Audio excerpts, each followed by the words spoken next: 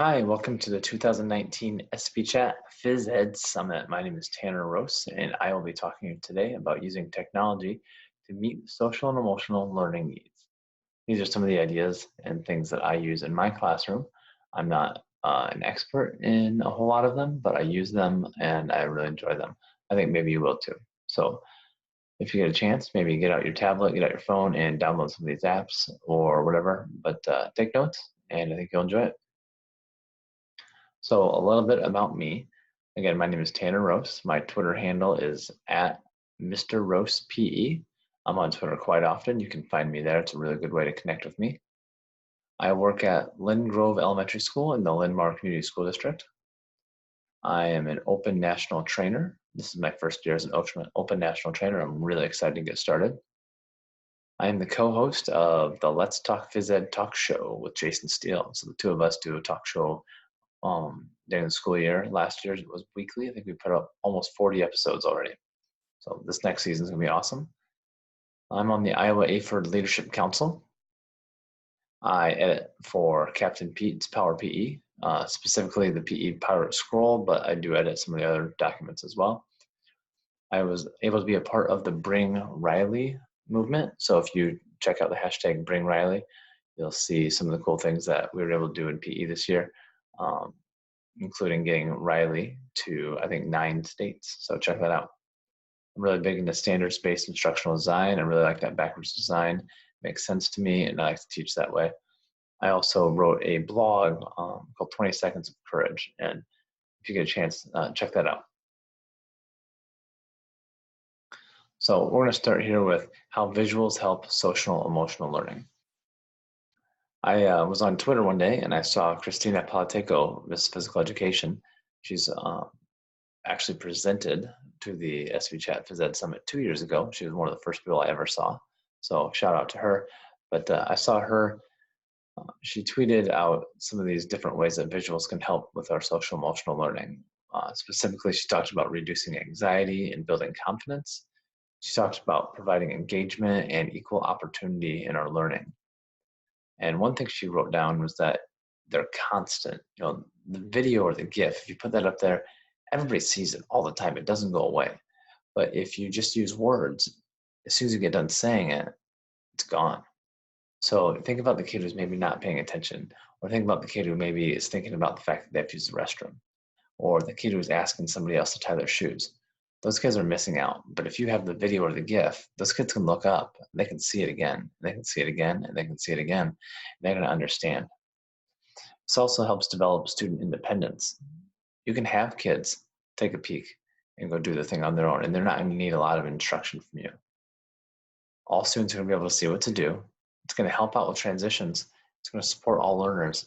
And a really big piece for me is that using these visuals, they really help increase teacher feedback. I'm able to throw this video up, and then I can go help the students in class who might need a little bit of extra support.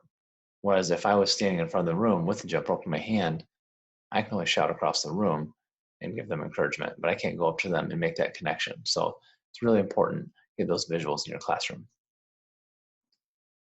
So, oh, that slide didn't work very well.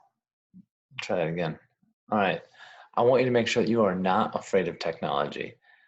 As you can see, it changes quickly, and I want to make sure that you try to keep up. So I use Spotify, I use my projector, and I use YouTube on a very regular basis. All of them are key components to my phys ed program. And as soon as they change and something else comes out there, I'll probably ditch them and get something else. But for now, those are my big things. Try to keep up with the technology when it changes. It'll really help your teaching. It'll really help student learning. One of the most important things that I use right now is my projector. I want to make sure I can display my visuals to my students and not just tape something up to the wall and call it my visual. I want to have something be effective and something that I can use on a regular basis. So I have a projector. Let's say 2 years ago, my last school, I had skylights, and the skylights made it really hard at about noon to see anything on my walls because the sun was shining in and it was just too bright. So what I did was I used an old TV that I had at my house. Luckily for me, my kids like Nerf guns. They shot my TV with a Nerf gun, and it had a big stripe across the TV. So after a little while, it was annoying to watch TV with it, but I thought, I'll buy myself a new TV and I'm going to take this TV to work. So I was able to display my image when my projector wasn't working on my TV. Now I'm at a new school and my projector works awesome. I love it. Even with all the lights on, it works perfect.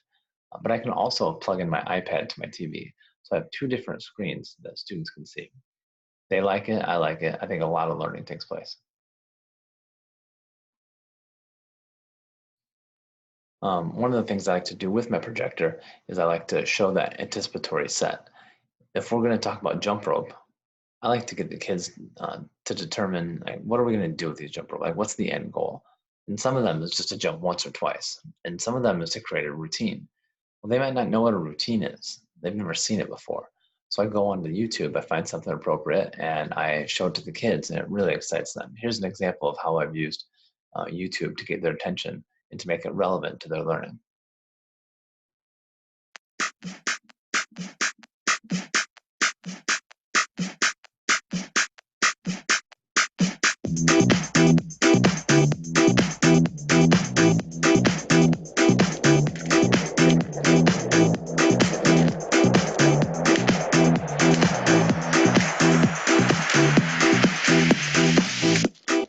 Reggel, mikor kinéztem és láttam, de sajnos szemembe sütött a nap.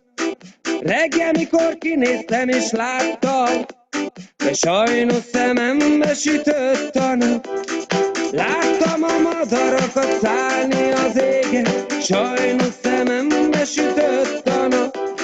Láttam az embereket járni a réten, sajnos szemembe sütött a nap.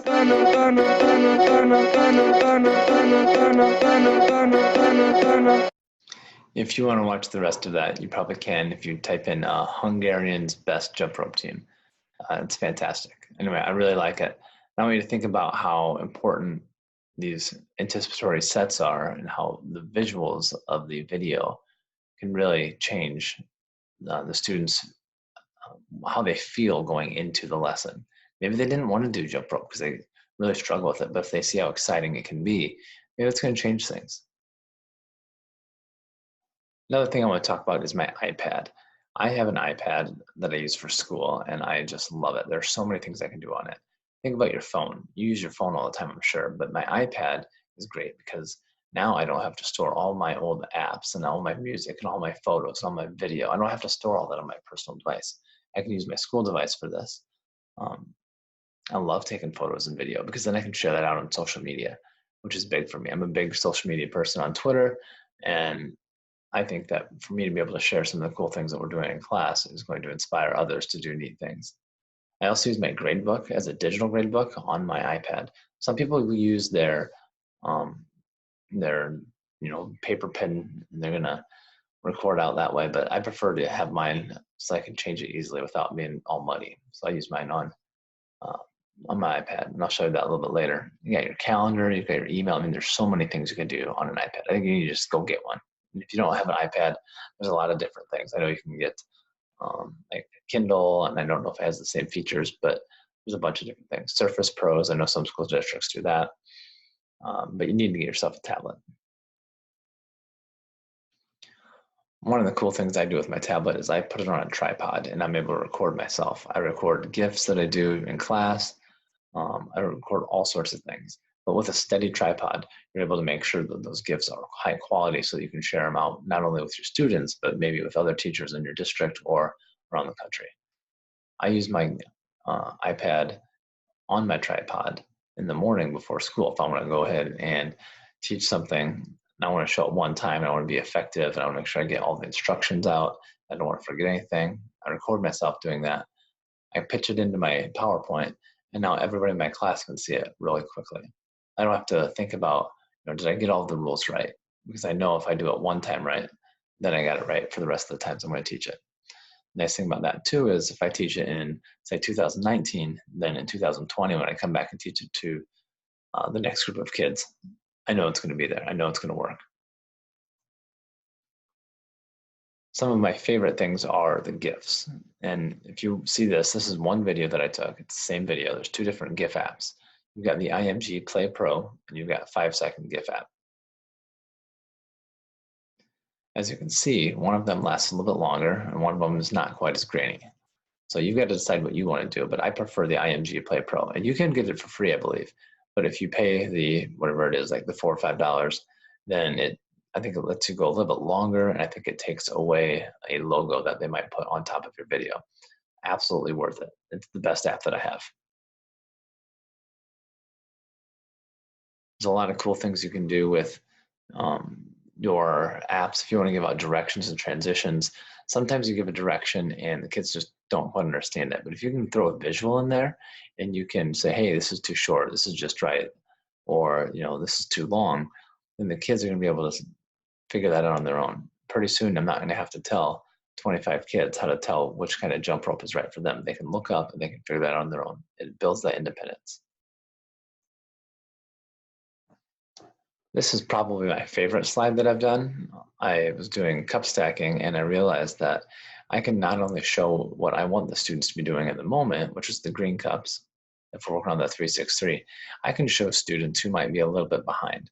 I can show them what they were doing if they haven't quite got to the 363 yet. So they look at the orange cups and they see, okay, this is how to build a 6 up and down.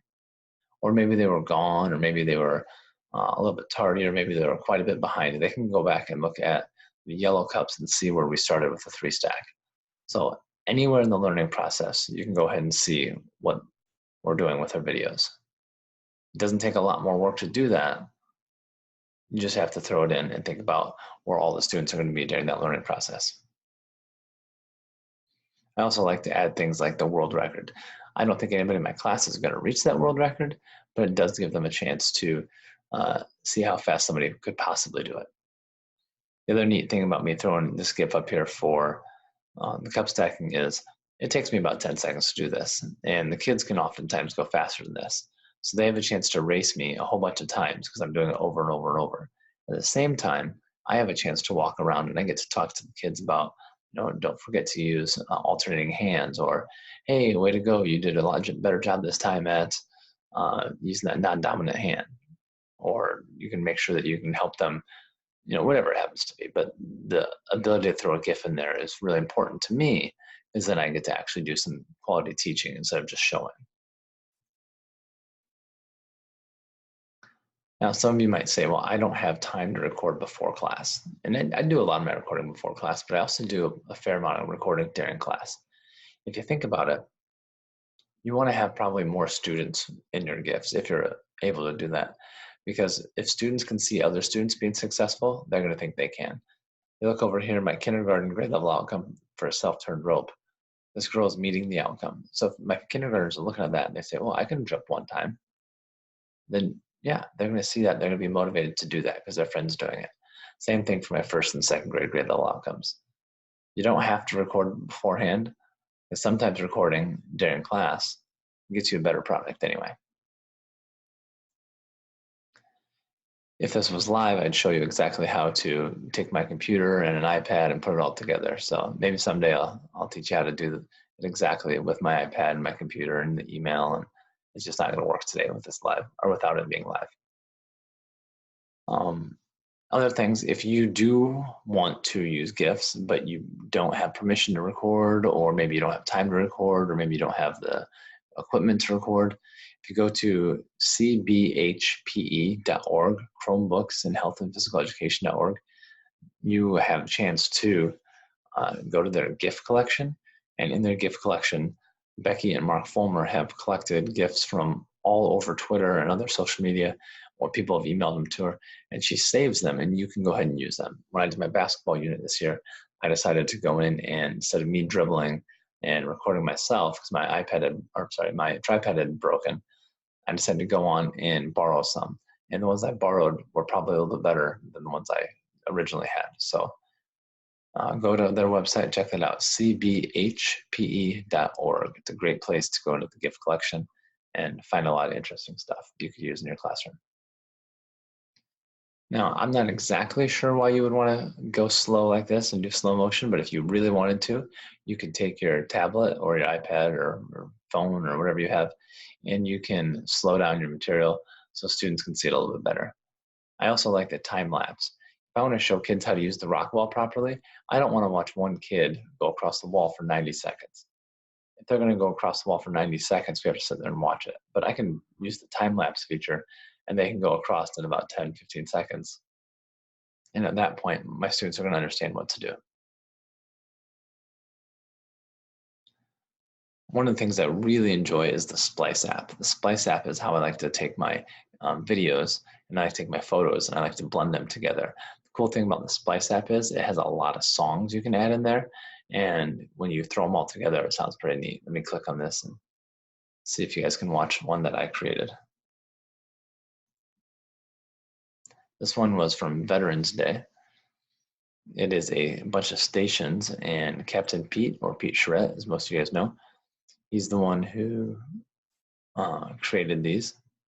So instead of me having to stand in front of the class and demonstrate each one of these skills, I showed this video and the kids really enjoyed it.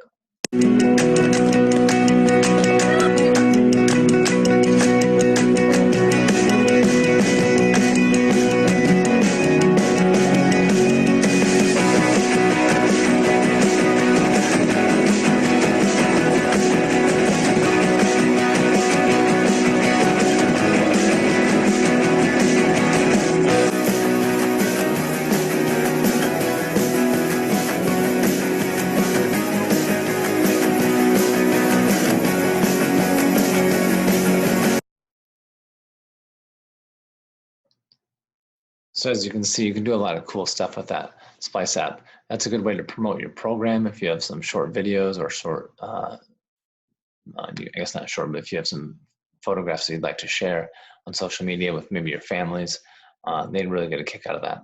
And the music is a really nice touch. Another cool app, I haven't used it a ton, but I know it's available. This is called the vClone app. And the cool thing about this is it allows you to make choices in your learning. So that way the students don't always have to do the same thing as everybody else. They can kind of decide how they want to do it. We've got Brandon Herwick and Mike Morris over here showing you how to do this. I'm going to click on Mike Morris's video. Let's see how he does basketball skills using the vClone app.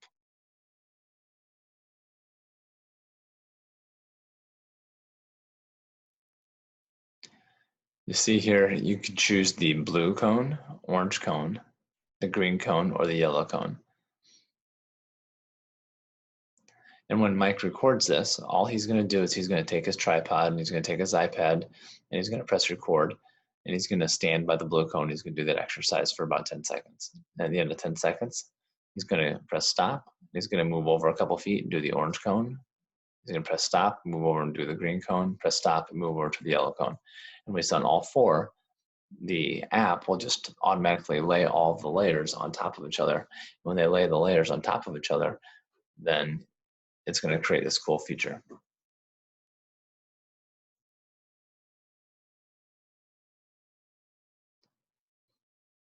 Another one that's getting kind of popular is the green screen. I have tested this a little bit. I'm not awesome at it. You can see my green screen wall. I'm up there waving my hand. Don't tell anybody, but that's me. I'm Santa Claus. And I've got some of my kids there. So I did a yoga one. We didn't really move that much. And I thought, well, I'm going to do something even cooler. So I asked some kids to come in. We dressed them up and we recorded a bunch of videos. I made the rookie mistake that apparently if you use a green screen, you should not have one of your students dress up in green like this elf. Because although Sharon was doing some really cool stuff, he was invisible and you couldn't see him at all. So I highly suggest not wearing green on a green screen. I will let you check out this next video.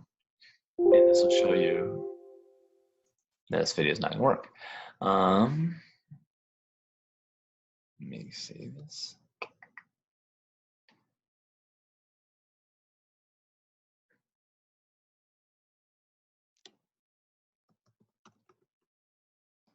I'll do a little Twitter search. That one didn't work.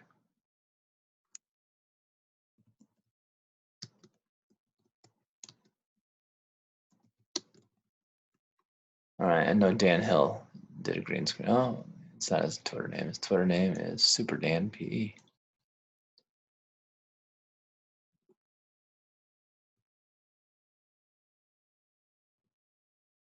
All right, Let's see his green screen. All right, so see Dan is on his rock wall, but he put a green screen over it.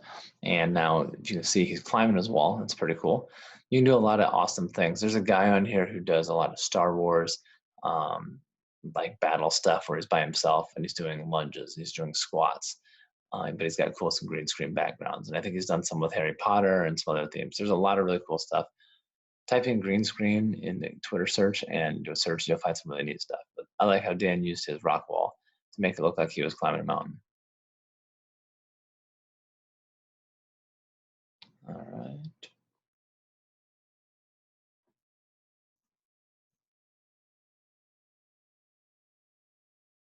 Another fun one is called Bust a Move or the BAM video delay.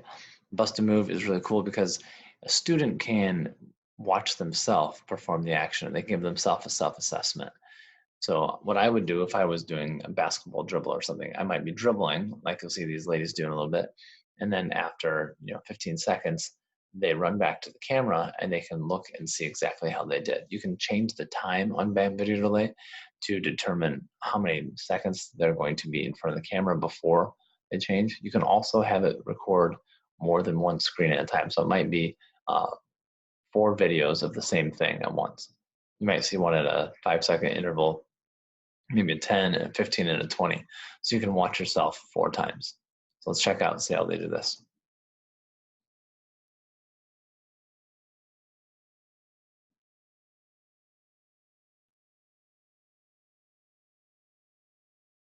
This is Eric from Round Hill PE. 1, 0, switch. So here's girl switching. That's not the girl who is dribbling. Are you watching yourself as 3, 2, 1, 0, switch.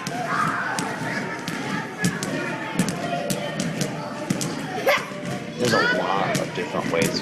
So there's a lot of interesting things. I did this with cup stacking, and I did it with cup stacking. Kids were able to see how they were able to switch hands back and forth. Maybe they didn't understand right away that I kept saying you're using your right hand 2 times in a row, but by showing them on the BAM video delay, they got to actually see how they were doing it. They could critique themselves, and they were able to make those adjustments without me needing to say anything. Oh, this is a really fun one. This one's called Chatterpix, and this one Jason Steele sent me. This is his dog, and he uses this dog. His dog's name's Ford. His dog talks to his class all the time. So what he does is he'll record a little 30-second message. He takes a picture. You can draw a quick little line across where you think the mouth should be, and then this shows up and this happens. Hey everybody, this is Mr. Steele's dog Ford, and I want to remind you that the North Dakota Shape Conference is this September 23rd and 24th. Make sure you get registered at ndshape.org so that you can pick up some nibbles and bits of information to use in your classroom. Plus, it's going to be a doggone good time. Isn't that great? So that's called Chatterpix. And you can use any any photo that's stored in your phone, and just do is draw that line across where the mouth's going to be, and it's going to talk for you. You can also throw in some goofy stuff like a mustache and sunglasses. Hey, There's some really neat apps that will help you with your skills. I think Jared Robinson did this one. This one's called Balance It. Balance It is a cool app where you get to do different balances, whether it's a 1-person balance, a 2, a 3. There's some even larger ones. I think there's some 5s, maybe some 7s. But you want to let the students determine what's going to be safe for them. I like to hook this one up to my iPad, or it's on my iPad, but I like to hook it up to my TV, and then I just leave it there. And the kids can scroll through the app, and they can figure out what they like, and then they can see it from a distance so that not everybody has to hover around the device. The kids seem to like this one a lot too. There's also the Head Over Heels gymnastics. This is, I believe they have a paid and a free version. If you look at the right-hand side of my screen, the visuals are great. You see where people start, where they are in the middle, and how they end. This is probably more advanced than some of the things I'm teaching in class, but if you are maybe a little bit better at teaching gymnastics than me, maybe you'll be getting to these things, or maybe you have older students that are able to do these. I do like the app a lot. There's a bunch of different type of team making apps. This one's called Team Maker. There's also one called Team Shake. A lot of different apps will have the variety of team makers. The cool thing about team makers is that a lot of them you can determine who you don't want next to each other, because you're going to have those two kids that they shouldn't be together, or you've got some kids that you do want to pair together because they work really well together and you think that maybe they're a good influence on each other. Or maybe you want to make sure that you have groups of 3 or 8 or whatever it happens to be. You can always manipulate the numbers and it will turn out the way you want it. So Team Maker is a good app for that. Another thing is if I am constantly picking the same kids. So say there's my buddy Jason. I'm always with Jason every single time. Jason. The teacher wants to try to introduce me to other kids and get me comfortable with other kids. It's easy to separate people on a lot of these apps. Also, you don't have to spend all your time saying, hey, you're on red, you're on blue, you're on green, you're on red, you're on blue. And kids forget. They're just going to look up at the screen. They're going to see, okay, this is my team. There's another one. I haven't really used it very much, but I have used it once or twice. This is called Decide Now. You can type in a bunch of different things in the box, like the left-hand circle. I typed in some soccer skills, and then if you press the middle of the circle, then it will spin and it will end up on one of them. So then I would practice that particular skill. This is just a made up one. You can do a lot of different ones. Maybe it's yoga, maybe it's choices, maybe it's teammates, maybe it's who's it. I don't know. You decide. But the thing is called Decide Now. Swork It Kids. This one is kind of neat because there's a Swork It Kids, and then I think there's an older one, and there maybe even one for adults. So there's a lot of different Swork Its.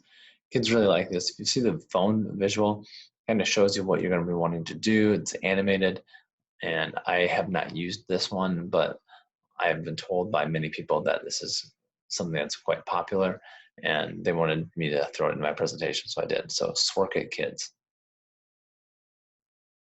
I do use this one. This one's awesome because I started teaching jump rope and I was jumping and jumping and jumping, and I was never actually getting down and talking with the kids and trying to help them figure out what might be preventing them from getting their jump rope to go over them. But by showing the Just Jump app, I can post this on the wall, and there's somebody always doing a proper technique. But then I'm allowed to walk around and I'm able to help those kids who might be really close to learning.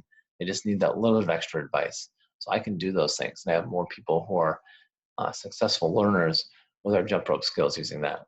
This one also allows you to slow it down. A lot of the jumps are done in forward and backwards. There are lots and lots of jumps that my elementary kids would never get to. There's a lot of elementary jumps that they could do, like the crossover, and then there's like the 1 foot. And there's all sorts of different things on there that you probably wouldn't run out of ideas.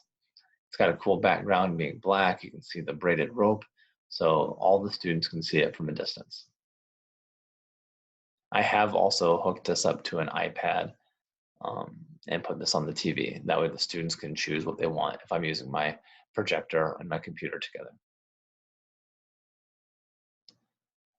Now, some of you don't have much of a budget, and I think that's probably pretty common. So what I do is I use free music.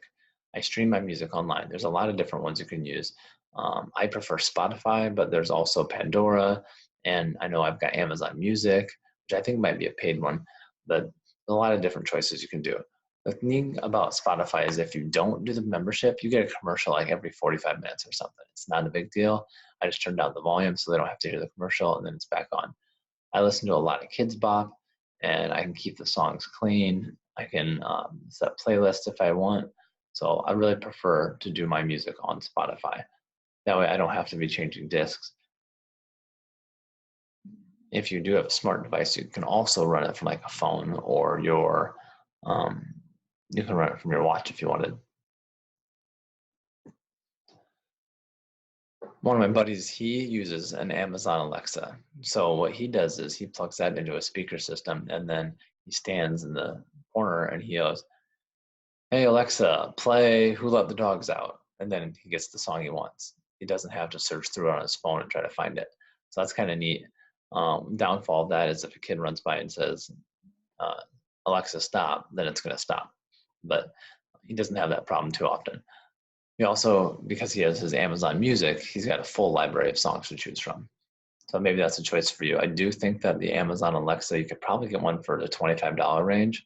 It hooks up to Wi-Fi, so if you've got Wi-Fi in your gym, you're all set. I know that you can run that from your phone as well.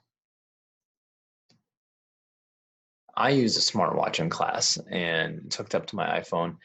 One of the neat things that people do is they will run their music from their watch.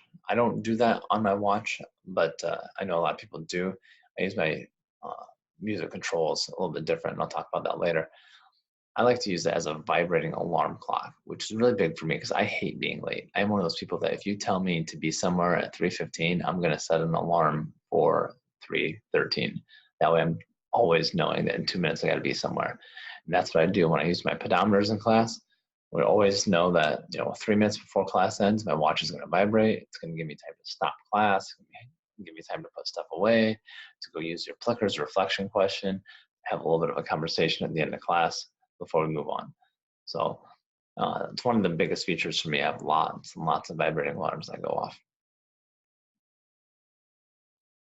Now, I talked earlier about how I use my music and how I control it. Because I run Spotify through my computer, and my computer's hooked up to my speakers, everything that is on Spotify is nice and loud. But if I get a commercial, I can use my dyno fire. It's just a little stick. I just turn the volume down, and then the commercial goes over or goes away after like 30 seconds. I turn the volume back up, and it's ready to go. I don't have to stand next to my CD player. I remember when I first started teaching, and I was like, oh, I'm a good teacher. I'm using CDs. Well, I wasn't a good teacher because I stood next to the CD player like 80% of my day. I barely moved away because I was always start, stop, pause, start, music. It was nuts. But this allows me to change the volume, and when I want to say something, I turn that volume down. Everybody can hear me. I can also use this as a way to progress through my slides when I'm using my projector and PowerPoint. I really like it for that reason because I don't have to also stand next to my computer to switch from slide to slide. I can be in the back of the room talking to students.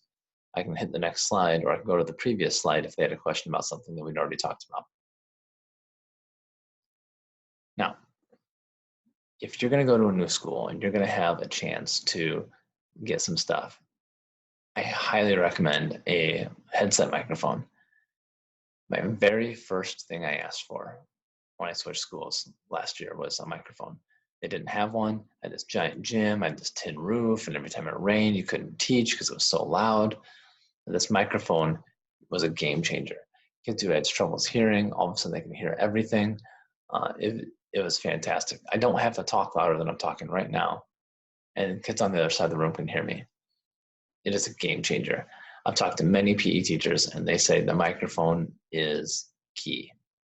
So if you don't have a microphone, you should find out how you can get one. And if somebody says, no, we don't have money for it, ask somebody else. I'm guessing that there's technology money somewhere in your district. Maybe use ESSA money. There's money around, just you got to find it. This is awesome if you can get one. I also use rechargeable batteries. I think I have 4 sets of batteries going around.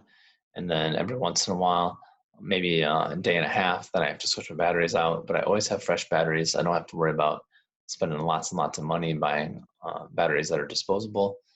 It's better for the environment. So that's my plug. Get a microphone.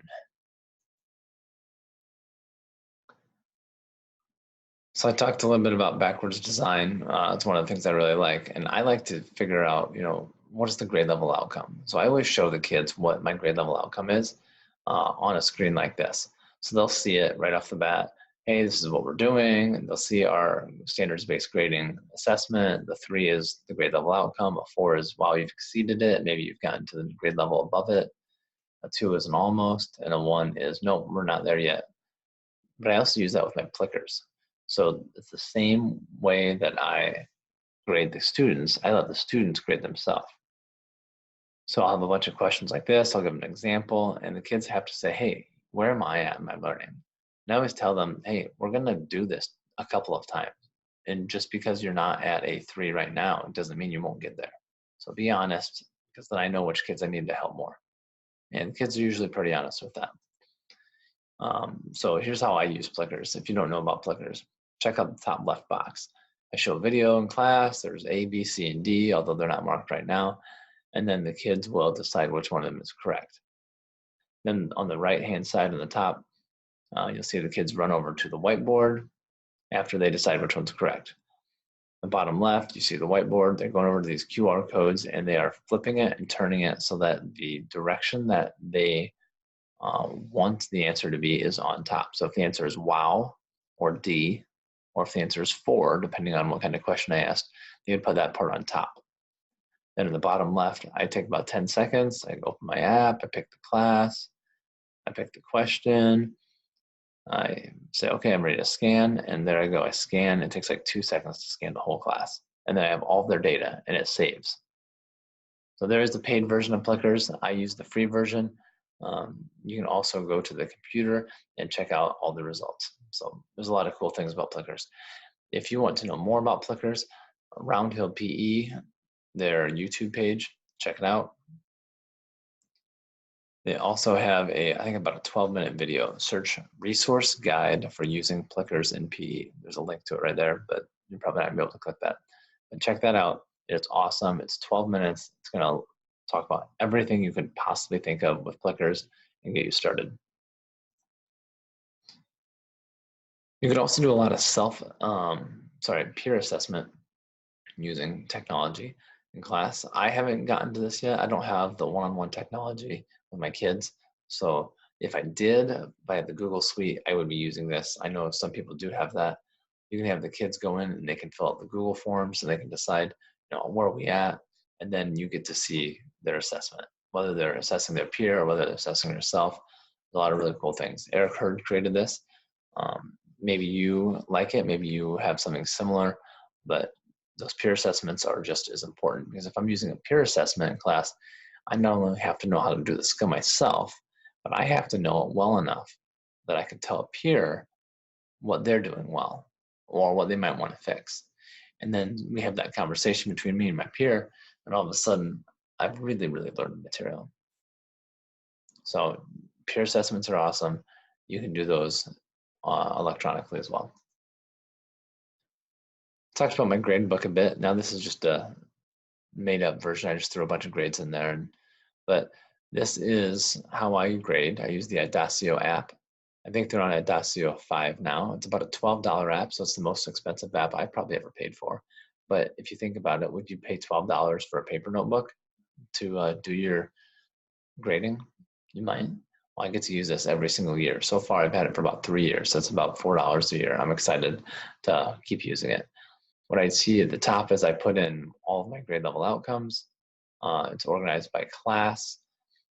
Each class, I'm allowed to take pictures of the kids. I can see their names. I can assess them. There's a lot of different ways to keep score. You can do percentages. You can do boxes like mine. You can do words. I prefer to do boxes. For me, my standards-based grading, my green box means you've gotten a 4. Yellow box is a 3. The red dash is a 2, and the NG is a 1. And when I do that, it also lets me know which kids I need to help more and which kids maybe I need to challenge a little bit more. It also tells me that if 95% of my kids are in the yellow, I can probably move on to something different. So that tells me a lot. I love my grade book that way. I'm a very visual person with the colors. It works for me. Maybe it works for you. I also like this because if I am doing jump rope or whatever, I'm using jump rope a lot, I guess, but it's right here on my screen. I can click on that box where I gave the kid a check mark, and then I can record them jump roping. And then when their mom or dad or grandma comes in at parent-teacher conferences, I can show them a picture of their own or a video of their own kid jump roping. Other things I do is if somebody has to write something down and they want to take it with them because they're proud of it, then I can take a photo of it and it will store it in that same cell.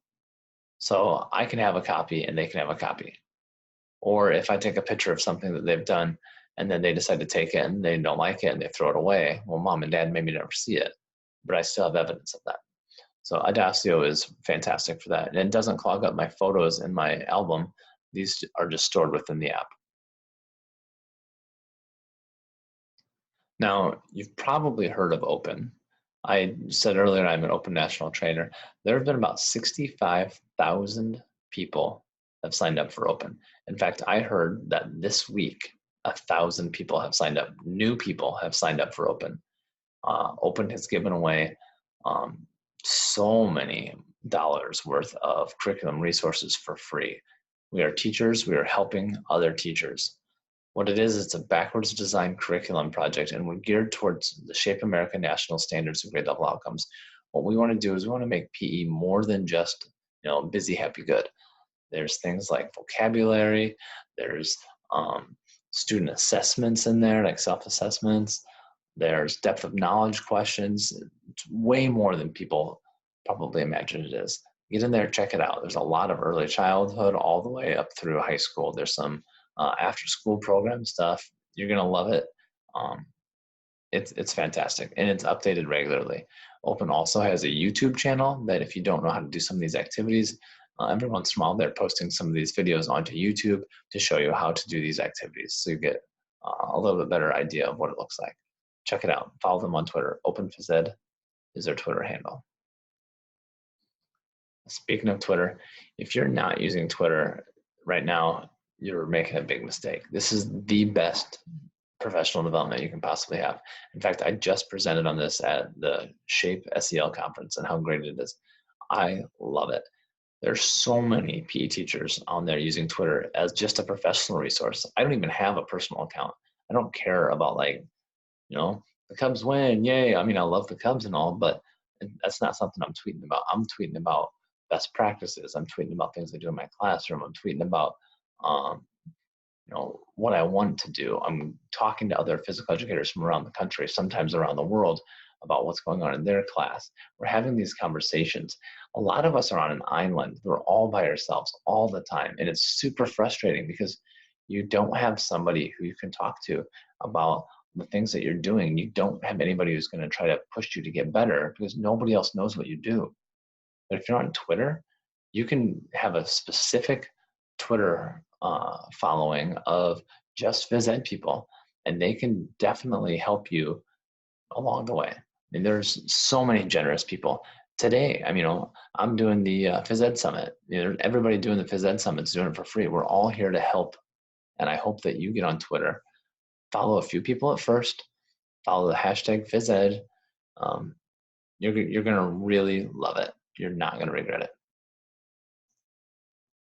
Some of the cool things that you can find on Twitter, if you're still uncertain, people will share documents of things that they've done that are neat. This is Mike Graham, and he did a jump rope ninjas activity where depending on how much you jump rope, you earn a different belt. And he has these for all of his grades 1 through 5. They progressively get a little bit more difficult as you get a little bit older. So I know people have made modifications to this. Sometimes it's consecutive jumps, sometimes it's total jumps, sometimes it's jumps with tricks. And you can adapt what you see to make it fit your needs, but you can also just press print. That's pretty nice. Where are we at? It's going crazy. So the other thing you can do is you can just press play. There's plenty of PE teachers out there who have videoed things that they just want you to see so you can use it in your class. And a good example of that is Phys Ed Reviews. So Kevin Tiller does videos, and I'm going to show you a little clip of his. He's using jump ropes in this one, and he does, I think he's probably 20 to 30 different varieties of a Super 7. So check it out, and you're going to see how you can just open up something on Twitter, press play, and your kids have an 8-minute activity that they can try.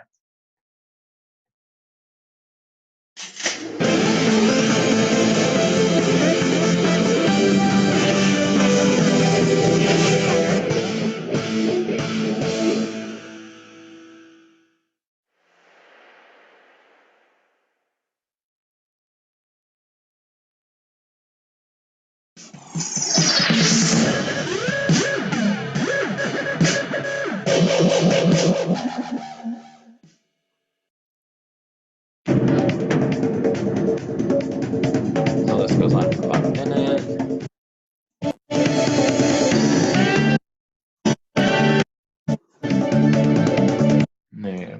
There we go.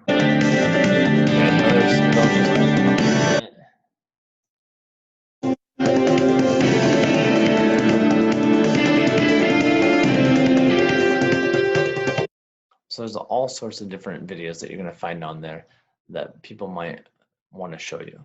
Sometimes you have things that you see that are exciting, but you want to make it more exciting. Like my kids don't know probably what Connect 4 is. At least all of them don't know.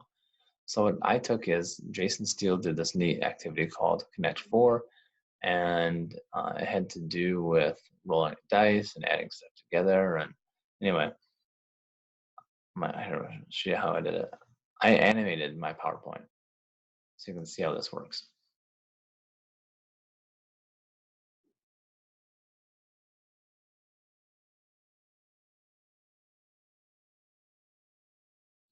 So if you want to see the whole video, you can go to Twitter and type in Connect 4 and Jason Steele's Twitter handle, which is @PerkitPE, and you'll get to see the actual video. But you can take other people's things and make them more exciting.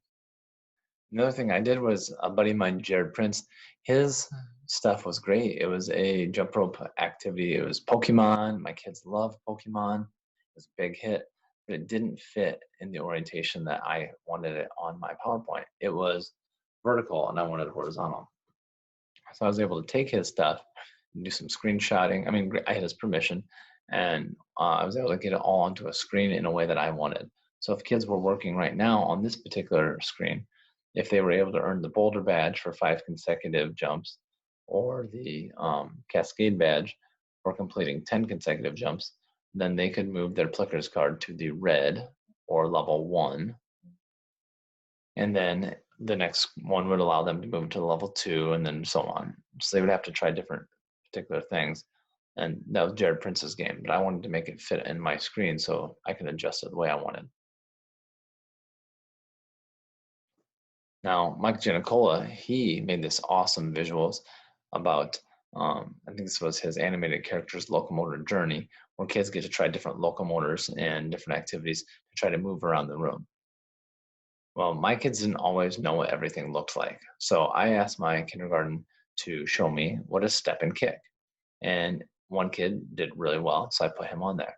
And then the next one was hopping. So I had another kid show me what does hopping look like. And by 20 minutes later, we've learned all the skills. We've played the game, but now I also have a video of every activity with 25 different kids. And it didn't take long to put it together or to drop into my PowerPoint. And now the next class knows how to do it. And then next year, all my kids will know how to do it right off the bat because they can see it. Those visuals are powerful. Same thing here. He has his superhero quest. That's Mike Giannicola again. And in his superhero quest, he has, it's basically like a Monopoly game. My kids didn't always know what all the things were. So a squat jump to me looks like this. So I wanted all my kids to know what it was. So we did videos and we had the kids dress up as superheroes and they tried the different activities. And anytime that they didn't know what it was, they could scroll over my computer and be like, oh, that's what a squat jump is. Oh, that's what a alternating lunge looks like. But it was also kind of fun because it was Halloween time and they were wearing their superhero costumes.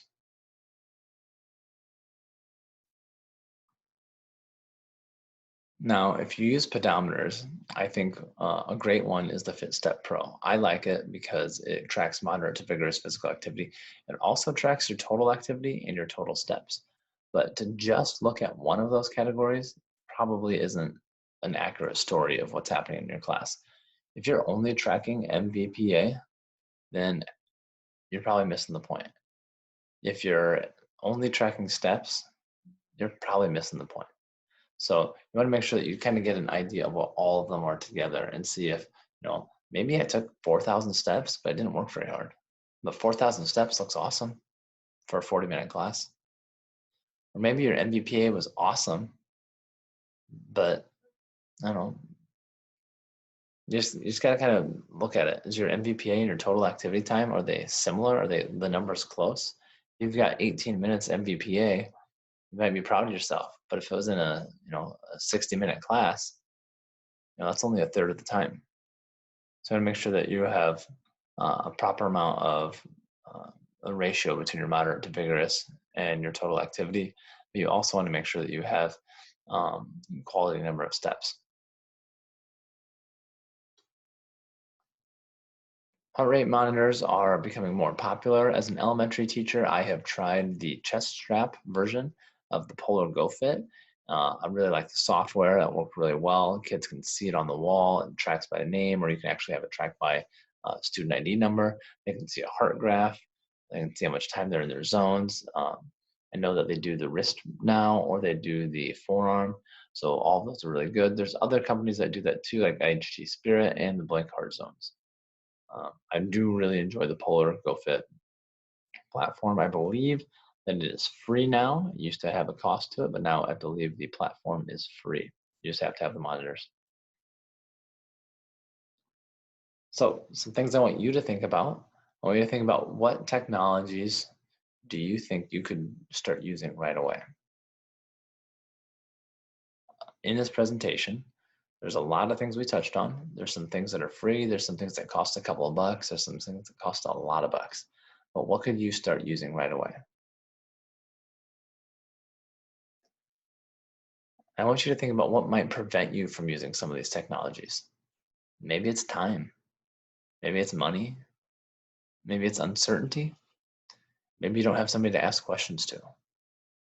Get on Twitter. You're going to find people who have access to the same things. And you're going to be able to ask them the questions that you need. You can ask me questions. So let's try to come up with ways that we can get past some of those things. I want you to also think about, what is your long-term goal for incorporating more technology in the future? I know in my district, we're going to learn a little bit more about the Google stuff, Google Slides and Google Sheets and all the Google stuff. Well, I'm not awesome at that yet, but I know it's coming. I also know that our students at our high schools are going to go to one-to-one devices, and eventually probably the middle schools, and after that, I'm guessing elementary schools. So I need to figure out a plan.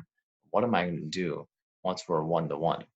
I think I do a really nice job of technology now, but I want to make sure that I have a plan of what's next, what is out there. Because there's a lot of cool stuff out there. I just haven't tried it yet. All right. So again, I'm Tanner Roos. That was my presentation. I hope you guys enjoyed it. If you have any questions, contact me at Mr. Roos PE, and I'll get back to you.